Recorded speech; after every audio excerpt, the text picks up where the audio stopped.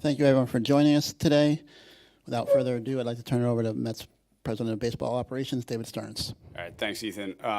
Thanks, everyone, for showing up. I'll start out with a couple of quick thoughts here, and then obviously happy to answer any and all questions. Tremendously disappointing season, not nearly good enough. I think we all know that.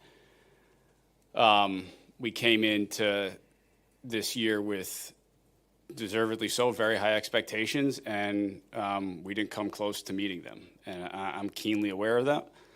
I'm the architect of the team. I'm responsible for it. I understand how frustrated our fan base is. I understand how frustrated everyone in this building is today, everyone associated with the Mets. And we got to do better. And I'm committed to moving us forward and doing better. We'll have ample time here, I'm sure, to discuss the what and the why. I'll start off up top with a few of my overarching observations. From a roster construction perspective, on the run prevention side of the ball, we didn't do a good enough job of fortifying our team when we had injuries midseason. Clearly, that was a point in our season where on the run prevention side of things, we went from a very good team to a team that wasn't good enough to maintain a sizable lead, not only in the division, but in the playoff chase. Our defense wasn't good enough, and that certainly contributed to our pitching challenges. And then offensively, we had a number of players who had really good years, but we failed to score the runs that we needed to score despite those really good years. And so you add all that up, and you get to a team that underachieved greatly. We know that. I certainly know that. And we're going to work really hard to fix that going forward, learn from this, and do a heck of a lot better. So happy to answer any and all questions. Start with Andy. David, this would be a fair question to ask a number of people, but as you're the one that's here speaking to us right now, what could you have personally done differently to prevent these issues that you just described from happening? Yeah, I mean, I either make or delegate every decision that's made here.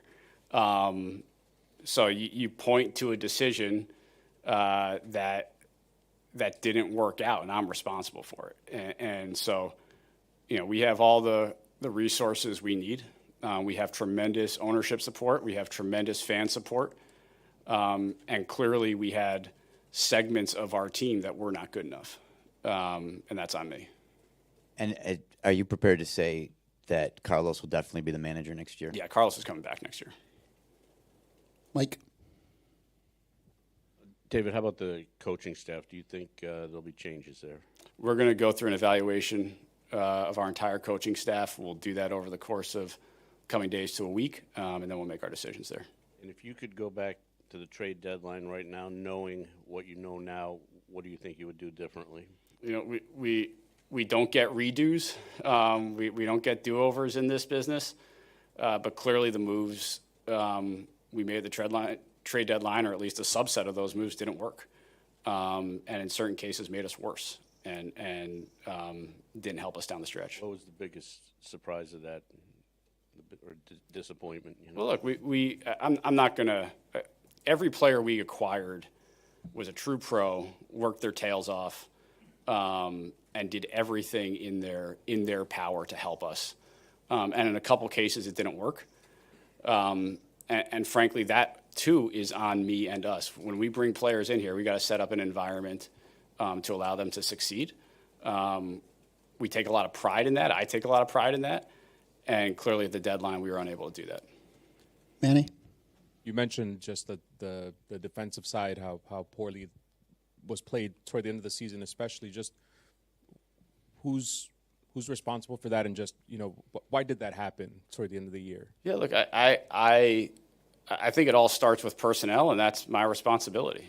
We had a roster construction that at periods of the season put us in a position where we were putting suboptimal defenders in certain places. and that's an area where we got to get better.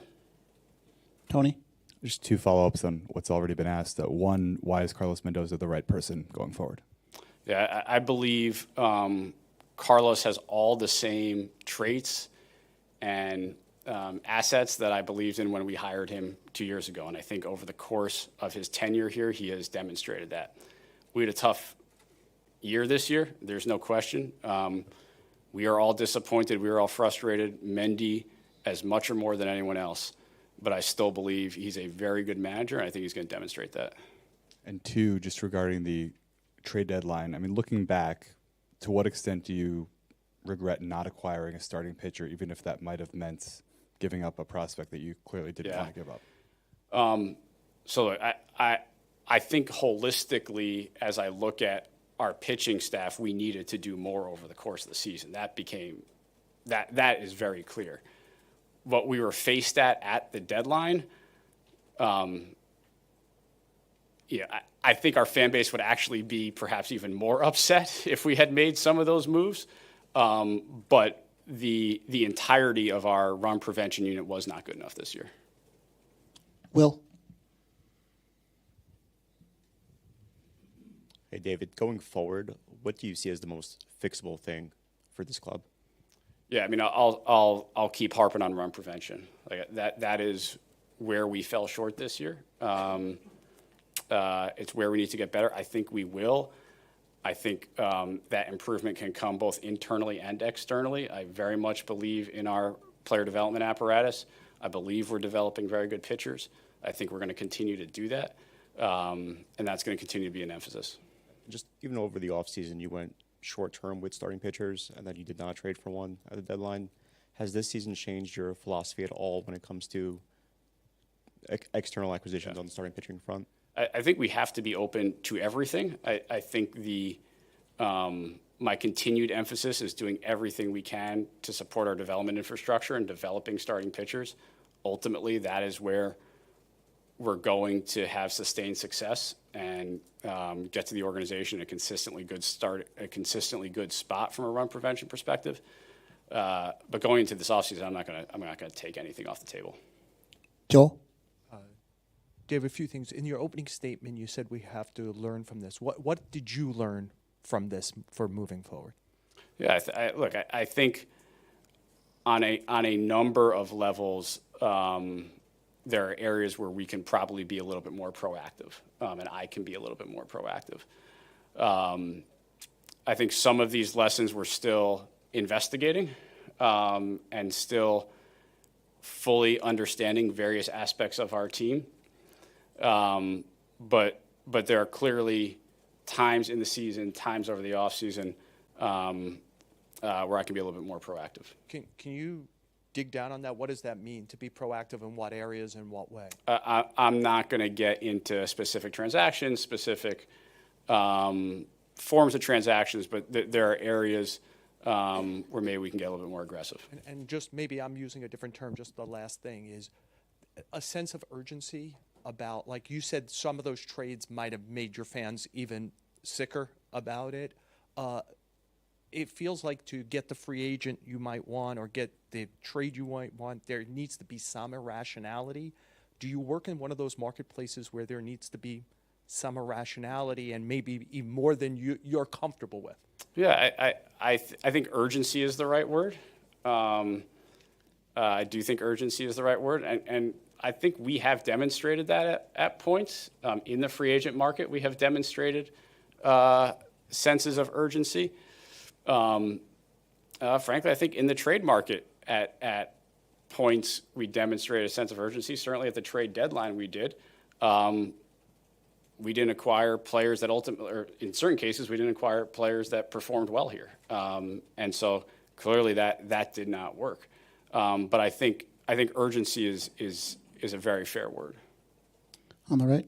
Hi, David. You spoke about postseason evaluations, but how much more intense and how much more of a fine-tooth comb will that be when it comes to the hitting, the pitching coaches, when you guys weren't able to make that October baseball run that you were hoping? Yeah, we're going to certainly sit down and look at everything, including our coaching staff. It's it's normal after any season to do a coaching staff evaluation. When you come off of a disappointing season like this, it's certainly going to be a little bit more intense. And after the high of last season and making that deep NLCS run and what you guys did in the postseason, getting Soto, re-signing Alonso, just can you replay for us your reaction on Sunday when that game was over and it hit you that you guys were not going to see in October? What was your reaction? Yeah, extreme disappointment. Extreme disappointment. I think we all shared that, and that's certainly what I felt. David? Dave, aside from Pete Alonso's free agency, position-wise, you guys do have a lot of people coming back and the same core that you've had for a while. Do you anticipate making significant changes to that group? I know you talked about run prevention and some suboptimal positioning. Yeah, I think we're going to have to be open-minded on our position player grouping so that we can improve our run prevention. Does that mean there are robust changes? I don't know. Does it mean people could be playing different positions? Maybe. Does it mean we ask people to play different roles? Maybe. A day after a season ends, I'm certainly not going to commit to what things look like in spring training or opening day. But I'll say it again. Our run prevention this year was not good enough, and that is both pitching and defense. They go hand in hand, and we need to improve them both. On that same vein, do you think there's something about this particular mix of players that you have that just didn't, you talk about, I know it's just one stat, but, their inability to come back late, and that's, it's one stat, but you were the only team not to do it. Is there something about the way this team kind of played together during some of its more crucial times? It's a very natural question because of some of those types of stats that are out there. I can tell you my experience in the clubhouse throughout this year is we had guys who cared about each other, who cared about winning, who worked hard. It's very difficult for me to explain how we were 0-70, trailing going into the ninth. I mean, that's an inexplicable stat, and I'm not going to hear him make up an answer for it. Laura? Just with regards to the offense, why do you think they failed to make in-game adjustments, especially towards the end of games?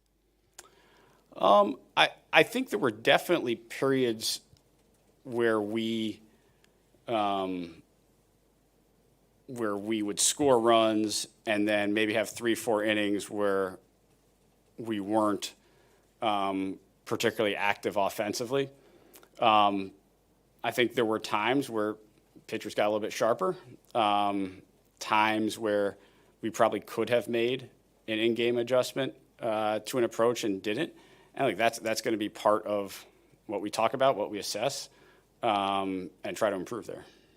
And also, I mean, obviously you guys had to rely on a lot of young talent. I mean, are you concerned at all about how that might affect their development, especially someone like Jonah Tong, who maybe struggled, or Ronnie Mauricio, who didn't really see a lot of playing time? No, I think both those players saw, I think, meaningful playing time. Ronnie a little bit earlier when he came up. Jonah started a number of games for us. So I think their time in the big leagues will actually benefit their overall development. Disha? Hey, David, do you believe lack of leadership was an issue this season, either within the clubhouse or on the coaching staff? I don't. I think we have leaders in our clubhouse. I think we had leadership in our clubhouse. I do not think that was a problem. You think then they should have been able to maximize the potential on the roster if there was leadership there? I come at this of we need to create a better roster that fits together better. I think our players worked their tails off. I think they came to the park with the right attitude every single day, and it didn't work. And so I need to take a long, hard look at our roster. Jorge? David, with Kodai, he's obviously had a couple injuries, tough injuries, but he's also had a couple mechanical issues where he couldn't come back and just wasn't himself. Can you rely on him to be that frontline starter next season, and how do you evaluate what he does? Yeah, look, Kodai's had 2 very inconsistent, challenging years in a row. We know it's in there. We know there's potential. We're going to do everything we can to help get it out of him. But no, can we Could we put him in ink as making 30 starts next year? I think that would be foolish. And Francisco Alvarez, does he need like some kind of surgery or operation? He'll need surgery to repair his ligament. He's going to have that in the coming days. John? And just to drill down, be a little more specific on a couple of questions I think Will and Joel had asked previously. You were very successful in getting solid, good starters in your first year here and in Milwaukee, and that was tried again this time. And I'm wondering, obviously a lot of money was spent on the offense. Was there money left to do that, and you just decided not to go? Obviously there were some star pitchers out there, Fried, Burns, Crochet on the free agent market. Then a bunch at the trade deadline, though none of them did move. And is your philosophy changing? Do you feel like you said be more bold or something along those lines? Do you think that you would be more apt to? I know you considered Yamamoto or tried to get Yamamoto. Would you be more interested in adding a definite number one type starter? Are you going to look at that a little more seriously? So I'll repeat what I said: is we're not going to take anything off the table. I think long term for the Mets, the best thing we can do is develop our own frontline starters. I think we're on our way to do that. I think we're demonstrating that. And so our main emphasis is going to continue to be there. But we're certainly not going to take anything off the table this offseason.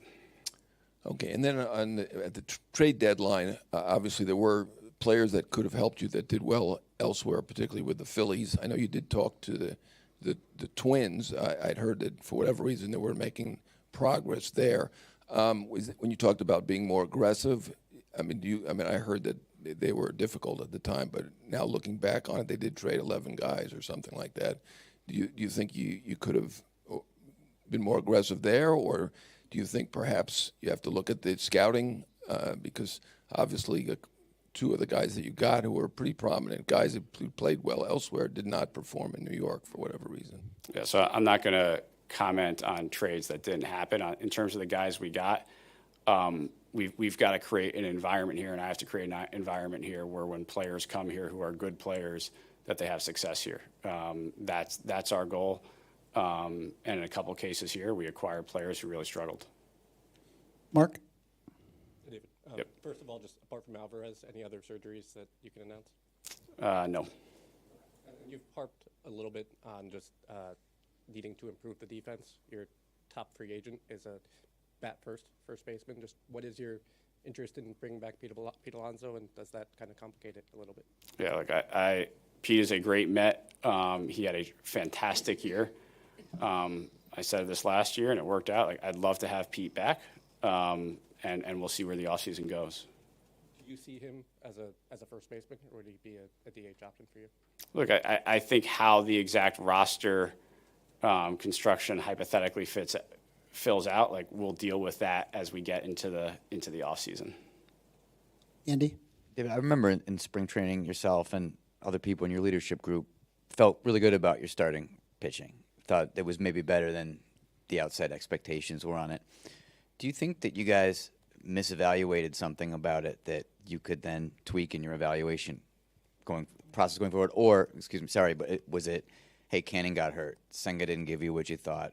What I'm asking is, were you wrong to begin with on that, or did just things then happen? I think it's a combination. I think, yeah, we were hit by injuries, but every club is hit by injuries, and we have to be able to have sufficient pitching depth to overcome that. And clearly, when we got hit by injuries in the middle of the season, we did not have the depth to overcome that. And just on the defensive side of run prevention, obviously you look at the Brewers, you see a team that's very versatile, athletic, catches the ball. That's clearly a priority of yours. You inherited a roster here like anyone would coming into a job. How long do you think it takes roughly? How many years before you can meld a roster that is more in your image, in particular defensively? Yeah, look, I think I take ownership over this roster. I've been here now for 2 years. That's plenty of time to shape a roster, to meld a roster. And so, yeah, I take ownership over the players that are here. As we continue to develop our players, that is naturally going to change the composition of our position player grouping. And yeah, I'd say holistically we need to get better defensively. Jerry? Hey, David. Two questions. How much does this erase at all the progress you guys seem to make organizationally last year with that run? And are you worried about a carryover effect next year if anybody returns?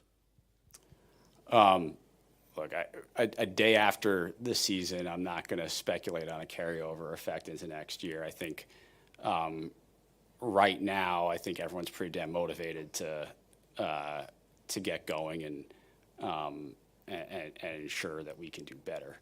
And so I think that's where our focus is. And this team, regular season-wise, is 8 games over 500 in the last 3 years, with a lot of highs, a lot of lows. How do you judge the ceiling for this core? How do I judge? I'm sorry? The ceiling for the core players you've got. We have very good to elite core players who at times have played at a very high level. And a year ago had a very good season together. And so I think the ceiling remains high. Tony? I think most of the industry probably expects Edwin Diaz to opt out of his contract. Assuming that happens, just what is your appetite to bring or to allocate significant dollars to a reliever like that? I think rather than speculating on what Edwin might do, I think we'll let him make that decision and then I can comment. Tim? Your 2 years, your 2 years here, you've had more or less a set plan at DH with Martinez and then the platoon this year. Do you plan to keep that more open next year? Or would you like to have a set guy as your DH? I don't think I have a preference. I think we're going to evaluate the market as a whole and see how we can best put together our position player grouping. Mike? David, understood that every team would love to have 4 or 5 starters who throw 180 innings and stay healthy all year long and pitch well. But from an organizational standpoint, philosophy, from what you guys can build or control, coming off of this, do you feel like you maybe need to ask more of your starters in terms of build a staff that you can ask more of and ask more of them to get deeper in games rather than be quick to protect them or pull them for relievers? We need more innings out of our starting staff. There's no question about that. I think,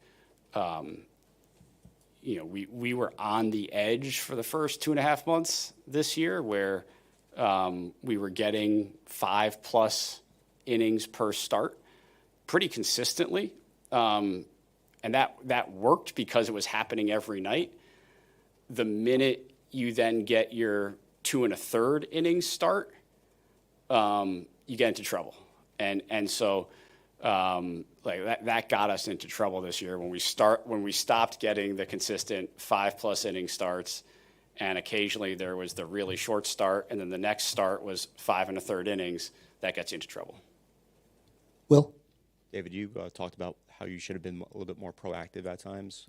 Why weren't you? Like, what stopped you from being more proactive? Yeah, look, I think we are making the best decisions we possibly can with the information we have at the moment. And so, I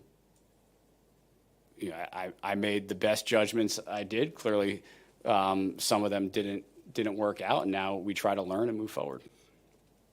Peter?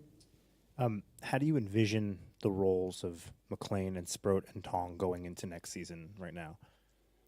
But all 3 of those guys, I think, demonstrated that they can pitch at the major league level. At various points, all 3 of them pitched very well at the major league level. We'll see what our roster looks like when we get to Port St. Lucie. But I would certainly expect all 3 to have a role in the major leagues at some point next year.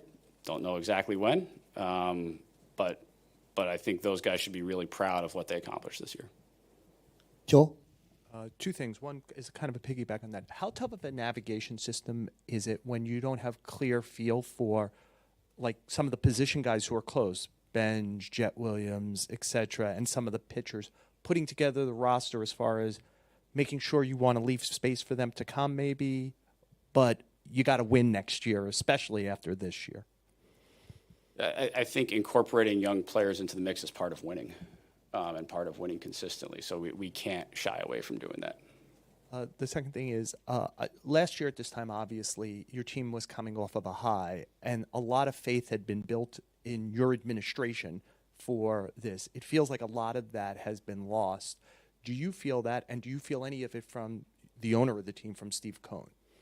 I think, look, Steve expects excellence from our organization, and we did not display excellence this year, and we got to do better. Do you feel any lost faith in him from him? No, I do not. Andrew? That was perhaps similar to my question. Obviously, you have a lot of money coming off the books for next year. What was the message from Steve about how you can approach this offseason going into 2026? Look, I think a day after the season, we haven't had in-depth discussions on how we're going to approach this offseason. John? Yeah, when you were asked before about the 3 rookie starters, you kind of put them all in the same basket. At least that's the way I read it. At this point, wouldn't you consider McLean to be a starter for next year's team? I mean, he certainly looked pretty good. Yeah, Nolan had a tremendous run for us. I'm not going to sit here and map out our starting rotation for next year, but I would expect Nolan is going to play a big part in our team next year. Mark? Hi, David. Last year in spring training, Steve said that ticket sales lag performance. So last year, after the tremendous performance, your sales went up. You mentioned in your opening you sensed the fan base's frustration. How much will that be a factor in 2 potential free agents being fan favorites in Pete and Edwin to maybe overlook budgetary constraints, but to reassure the fan base that you guys are still on the same page? Whenever we're talking about departing free agents or players who were with us who are then free agents, it's always the holistic package of what that player brings to an organization. It's what he means to the team on the field, what that player means to the community, what that player means to the fan base. That is always part of the decision-making process, and I imagine it will be again this offseason.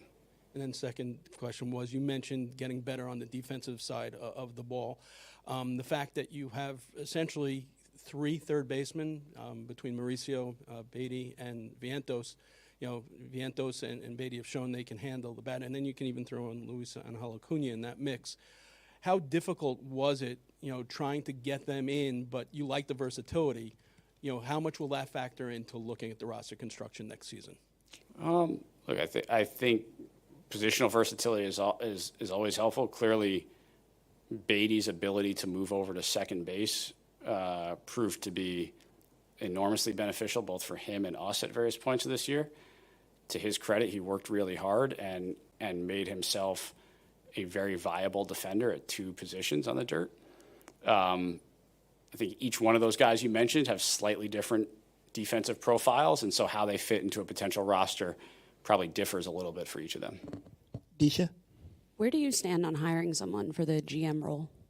I think at this point, we always remain open should the perfect candidate come about, but it's not something we're going to go out and do a robust search process for. Jerry? David, 2 quick questions. We all know the record before June 12th and after June 12th. For you, looking at the season, is there a turning point for you that sticks out to you as that's where it started to go south for you guys? Look, we played poorly the last 2 months of the season. I don't know that I can pinpoint a date, but we played poorly, bad baseball the last 2 months of the season. And how would you evaluate Clay Holmes finishes in the top 10 in ERA? How do you evaluate his season, the transition to starting, and just the whole overall effect of doing that team-wide for you guys? Clay Holmes? So I think Clay had a very successful year. And I think to his credit, after maybe going through a little phase of fatigue, he was able to bounce back and had a really strong finish of the year. He worked incredibly hard, gave us exactly what we could have hoped for, and clearly pitched a very good game for us over the weekend. Laura? Understanding that you guys value positional versatility, how much do you think that actually contributed to some of the defensive issues? I think there were actually I think there were certain cases where we asked players to do things where they were a little unfamiliar with, and it contributed to some of the defensive challenges we had. Would that change your philosophy at all, or do you still feel like that's an important thing to have? I do think positional versatility is important to have. I think it makes managing a game for a manager a little bit easier, and certainly makes constructing a roster a little bit easier. Mike? Do you have any read on what happened specifically with David Peterson and Sean Manaea here in the second half? I think probably two very different cases there. I think Sean's season just never got going. I mean, Sean had an injury in camp, never got into a routine, had some frankly poor luck early on when he came back, and then that probably transitioned more into poor results. So Sean just like never got the ramp to the season. On David, I think he had a very, very good first half. Clearly, he was an all-star. He pitched some big games for us, gave us a lot of innings. And then there probably was fatigue as he got towards the end of the line, and I think that contributed to what we saw in the second half. Peter? Just considering you went through free agency discussions with Pete last year, just how did those conversations maybe help or affect going through it again a second time? I don't think I can sit here and speculate what's going to happen with the Pete Alonso negotiation this time. Everybody good? Thank you very much, David. Thank you.